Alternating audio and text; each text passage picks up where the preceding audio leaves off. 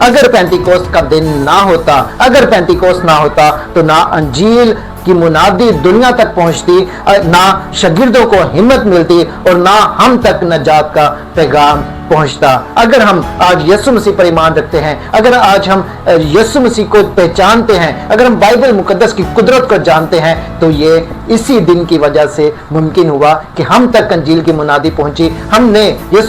تک یسوع مسیح کی پہچان پہنچی۔ اس دن کی اہمیت یہ ہے کہ آج بھی جب ہم خدا سے مانگتے ہیں، آج بھی جب ہم خدا کی حضوری میں آ کر اس سے مانگیں گے، تو آج بھی وہ ہمیں روح القدس سے بھر دے گا، کیونکہ روح القدس صرف اس وقت کے لیے نہیں تھا، بلکہ آج بھی روح القدس دستیاب ہے، کیونکہ اعمال کی کتاب اس کا 2 باب اس کی 39ویں آیت میں لکھا ہے، کیونکہ یہ وعدہ تمہارے اور تمہاری اولاد کے لیے ہے،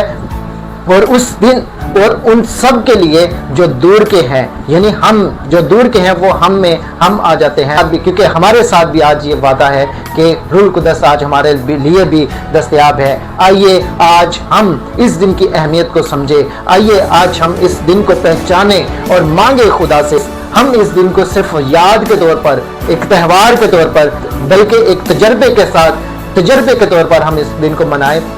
اور خدا سے دعا کریں، روزہ رکھیں اور روح القدس کی طلب